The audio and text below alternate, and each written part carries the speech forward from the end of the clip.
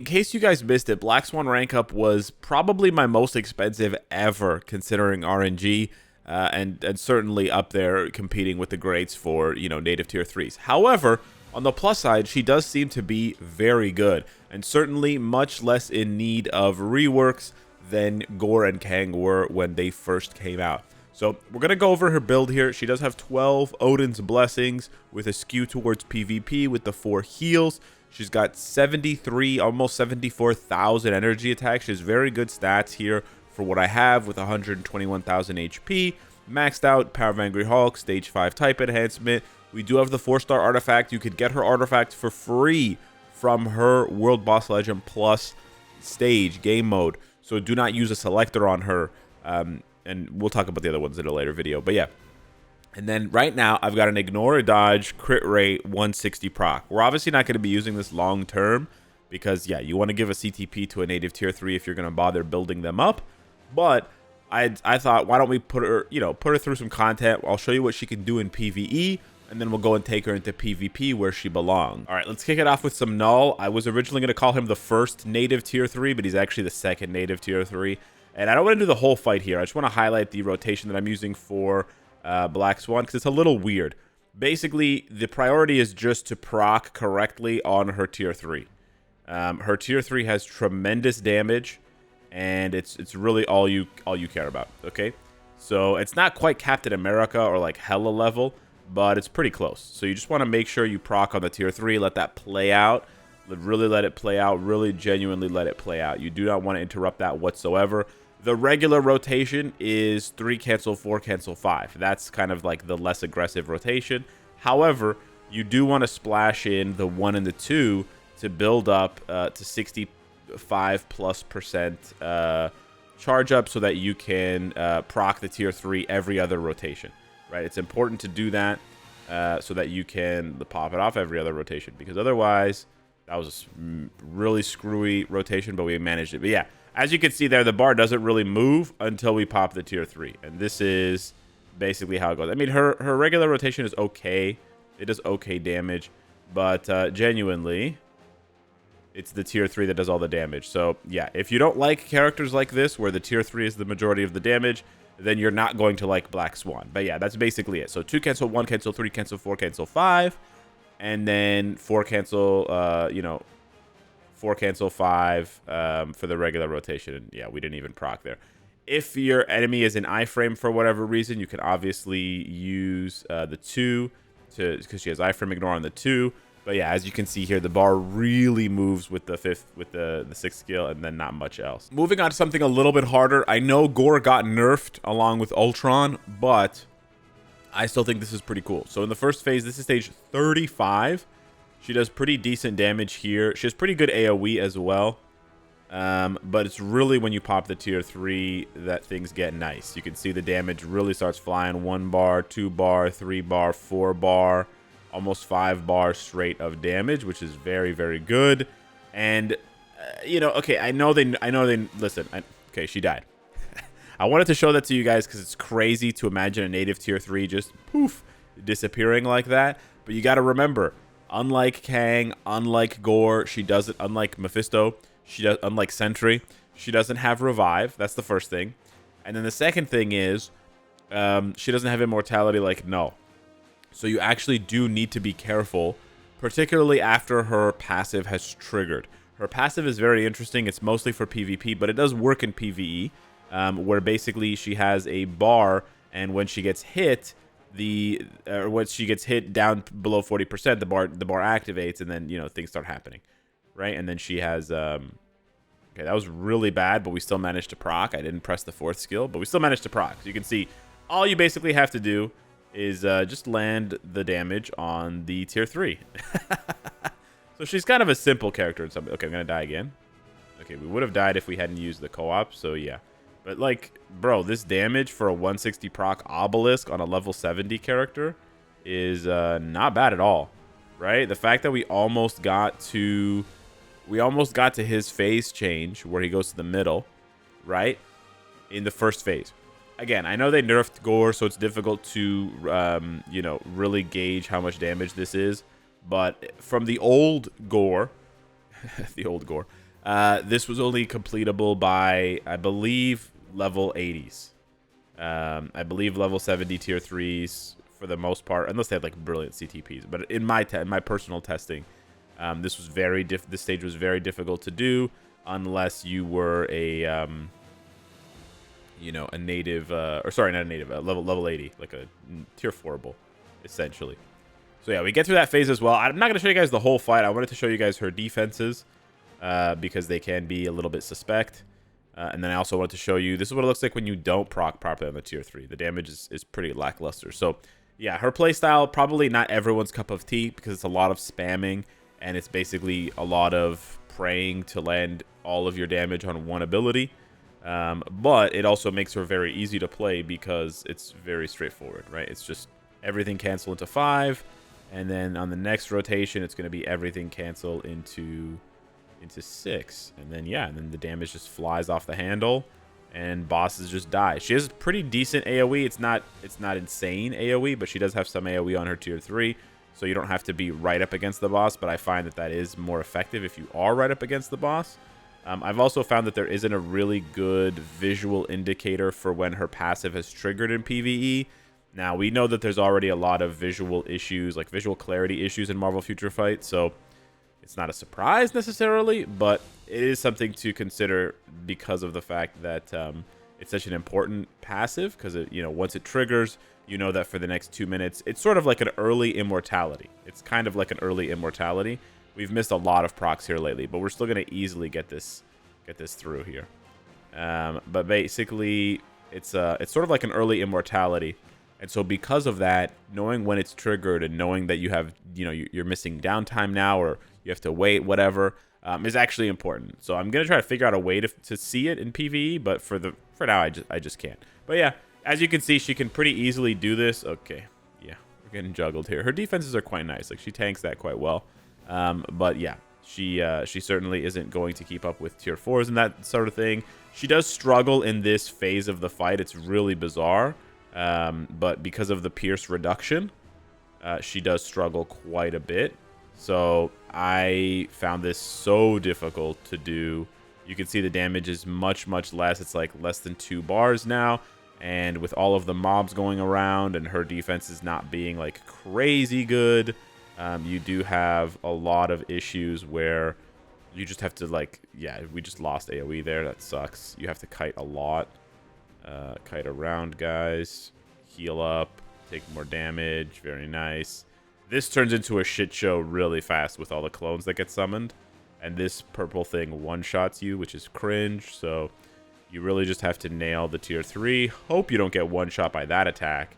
And then carry on from there. But yeah, honestly, I'm impressed with her PvE performance more than I thought I would be. Again, considering that we know she's built for PvP, the fact that I could just stumble through this, missing procs with a 160 obelisk, like, that's the other thing I want to just highlight again. This is with a 160 obelisk, not a 200 proc obelisk, not a CTP of energy, right? We're doing this with a pretty bad build. We're gonna die here, I think. Ooh, are we going to get the full kill? No, we're going to die. Okay, I'll show you guys a screenshot of her actually killing the stage. It was going to end up taking about the same amount of time. I was shocked, but that goes to show you that there is still some difficulty to Gore's fight if you're not using tier 4s, if you're not using level 80s. Because you can see she gets through Gore's first life with more than 2 minutes left. And then it takes the full last 2 minutes, 2 minutes 30 seconds to get through the rest. Which means that pierce reduction is really hurting her. And that's with an extra 5% pierce. Yeah. So she has 30% pierce, which is crazy. Anywho, now let's see what people are actually more interested. We're going to go and give her a mighty conquest. I know Commander did a video with a brilliant conquest. That's fantastic. I can't afford one of those right now. Maybe in the future. But yeah, we're going to test her out with this team here. We're going to use her leadership right for the debuff. Obviously, we're not going to start with her. And we're going to see how she performs on auto. First up, against basically the top 3. Oh, we got to turn on autoplay. My bad. Against the top 3 in timeline. Let's see how she does. Oh, she's going to be the 3rd one logging in here. Okay. This is going to be interesting. She does her 2nd skill. She almost kills Adam. Nice. She has type advantage, so we should expect... there we go. Nice. We don't want her passive to trigger. This is the goal here. We do not want her passive to trigger. We want to stall as long as there it goes, it triggered. So now you can see she only takes blue damage for 7 seconds, and that's basically like her immortality. However, we wanted that to trigger against Wolverine. Wow, she does trigger his... She triggers his artifact. Wow, I didn't expect that. She's probably going to die here. But she did trigger his artifact. Wow. That, honestly, that was kind of better than I expected. It was kind of bad that she didn't trigger his artifact. You know, that she triggered her own artifact a lot sooner. I find that it seems like from the very limited amount that I've watched her, she hangs in her third skill iframe a little bit too long. I don't know about her autoplay rotation. It's a little bit sussy. Let's see here. Oh, she takes way too much damage right off the rip. Holy shit. Okay, she's done. Jean triggered her shit right away. Oh my god. Yeah, this is Jover. Jean has too much lingering damage. Oh wow. Oh wow. Oh wow. Okay, true. Who's gonna get one shot? Adam's gonna get one shot, baby. Ooh, ooh, ooh. So she pops 2 into 2 again. Okay, third skill. Look, her iframes have priority. You can see that so she died there, but that was actually pretty impressive. So they both did their second skill. It's very funny because her and Adam are kind of built similarly. They both did their second skill, iframe ignore. Neither of them died, and then they both went into iframes. I believe Adam went into 5 or 3. But she went into 3, but her iframe, like, she basically dodged his iframe. He dodged her iframe as well, but, you know, you do want to see that at least. You want at least to see parity between iframe skills, because that is pretty important. Because if one character has parity, then, yeah, so she gets her shit triggered right away. That's really bad. You know, yeah, she's not doing any damage. She's doing barely any. Wow. Thanos just pushed her shit all the way in. That was not good. Okay, let's go against Fradragan. Yeah, so I think she definitely seems better than Kang and Gore were at the beginning. I still think people are going to be disappointed based on the cost, but then again, there's something to say. Okay, that's brutal.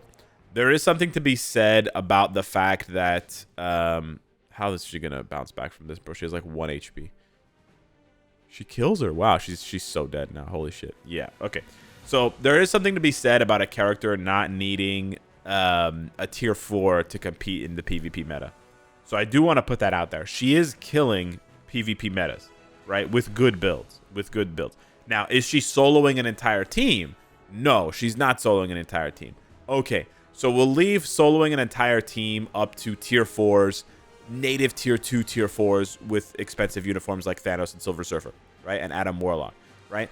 But if we compare overall the cost, despite the fact that she costs, you know, so much gold and so much CCF, those are very easily farmable materials, right? By comparison, let's be fair, you can farm up.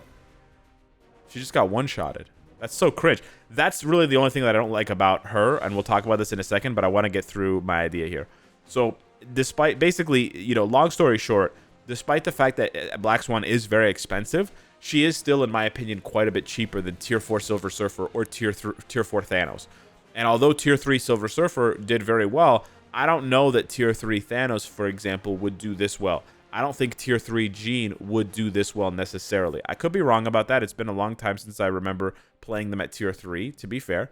But, you know, that is something to consider. And then, of course, whenever Black Swan gets her tier 4, that could be a long time away because not even Null or Sentry has their tier 4 yet. You know, she'll definitely be a massive, massive threat at that point, right? And I could still go a little bit higher with the build, a few more Odins, stuff like that. So yeah, that's the first thing I do want to say. I think despite the hyperbole of my videos where I'm like, oh, this is the most expensive character ever, it's not actually the most expensive character. Like, let's be real. Would I trade... Okay, for example, I just tier 4'd Gladiator. Would I trade 100 million gold for the 9,000 Carbo back? Yes, of course I would. Yes, of course I would. There's no question. You can farm 100 million gold in like 10 days. You cannot farm 9,000 Carbonadium in 10 days. So I think that's kind of... That you know, is something that should be said. The second thing that should be said is something you've already seen in the video, which is Black Swan getting killed before her passive triggers. That's really cringe. You yeah, I don't know how else to put it. That's really cringe. Now, I know that her passive, like, I think her passive is still triggering, but it's just that the enemies are doing so much instinct damage that it's still getting through. And I think maybe that's only possible with tier 4s. Like, I don't think it's possible for tier 3s to do that. Now, there she almost died to reflect. She's going to die anyways because she has so little HP. But see, that's still that's still kind of impressive. I don't know, man. Is it just me?